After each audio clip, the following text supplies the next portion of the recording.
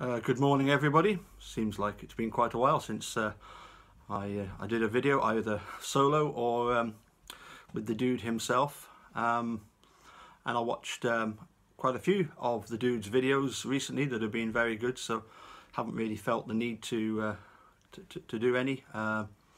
Let his videos be the focus of attention. So really, this is just to sort of help back up, if you like. A few thoughts on recent developments, if you like. Point number one. Somebody once famously said that reasonable date is for innocent people. And that is, of course, absolutely true. Eric Ose makes a good point when he says that, we mustn't jump to conclusions. The fact is, though, of course, that two people were found guilty of the murder of Teresa Halbach once she had disappeared. And we know who they are. They are currently enjoying their time at Warpine and Portage, I don't think. So here's a quick question for you. Hands up all those that watched Making a Murderer and thought that Bobby and Scott were guilty. Certainly not me. When I first watched Making a Murderer, for me, and it still is, it's still a problem for me, it's too convenient for Manitowoc.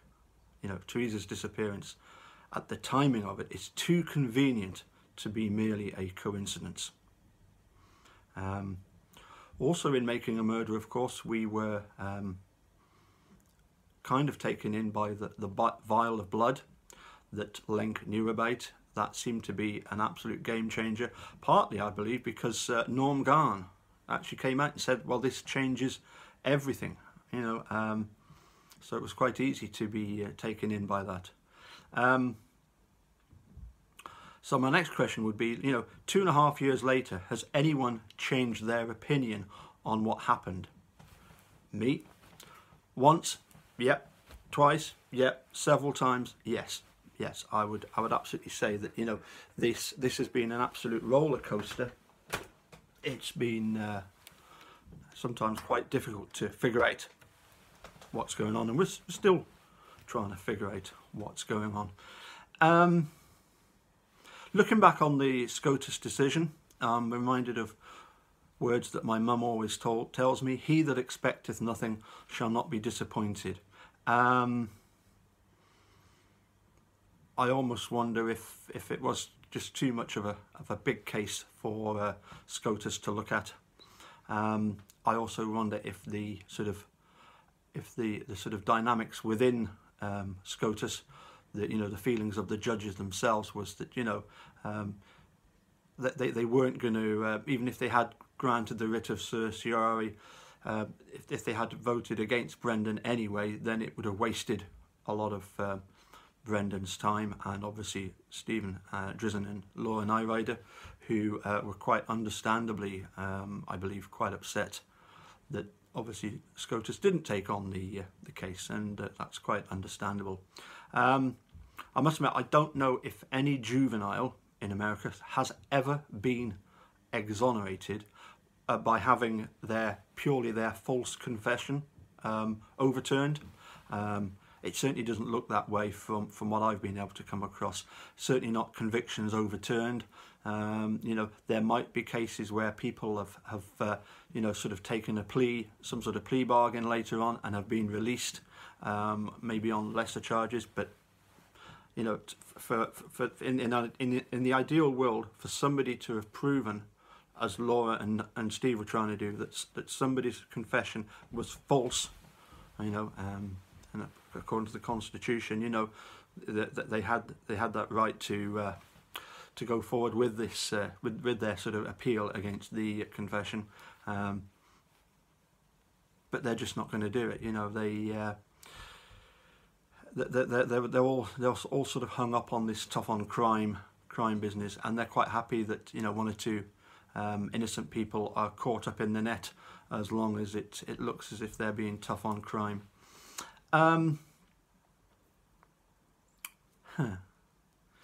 Next question. Hands up those who feel that with Kathleen Zellner's latest motion that we have reached a significant, if not a turning point.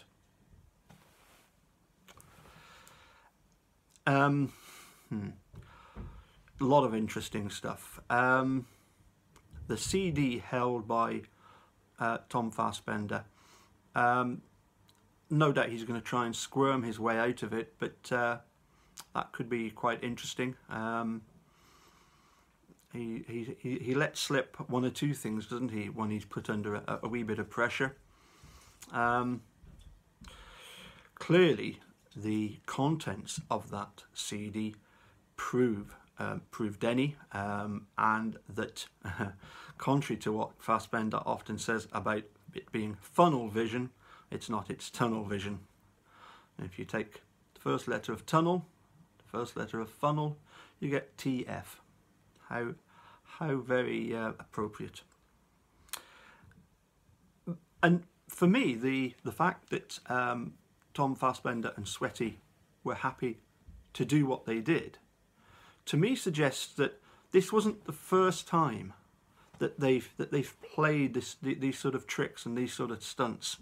You know, it suggests to me that you know, they were well used to the idea of you know, keeping some stuff behind, you know, not I might be wrong, but I get that impression, you know, that they knew what they were, sorry, that they knew what they were up to. One more board to fetch up. Talking of boards, do you like my board behind me? I've got my Wisconsin state flag. I've got the remains of my Captain Crunch box and a nice little message from Charlie Berens there that says, to Paul on the squeeze box, keep her moving. He signed it and he's put, go Packers and F the Bears. So I was particularly pleased when I got that through the post a couple of weeks back. Anyway, sorry, getting back to what we should be talking about here. What else did we find out in this motion? Well, we hear from Blaine that he saw Bobby driving the RAV4. And I can't help thinking, if Blaine saw it, if Blaine saw Bobby, maybe Brendan did as well. Wait and see on that one. That wouldn't surprise me in the slightest, because, you know, they're travelling on the bus and Blaine notices Bobby in an unusual car. For me, the scratches on Bobby's back, and trust me women, those sort of scratches do hurt. I can assure you of that. Definitely not done by a dog claw, different shape altogether.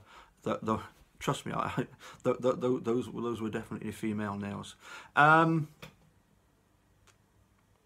One thing that did concern me greatly, and you know, I don't want to be sort of thought of as the Dean and Jerry basher, but I can't help thinking I'm very concerned that they were taken in by Ken Kratz's nonsense over there's no evidentiary stuff.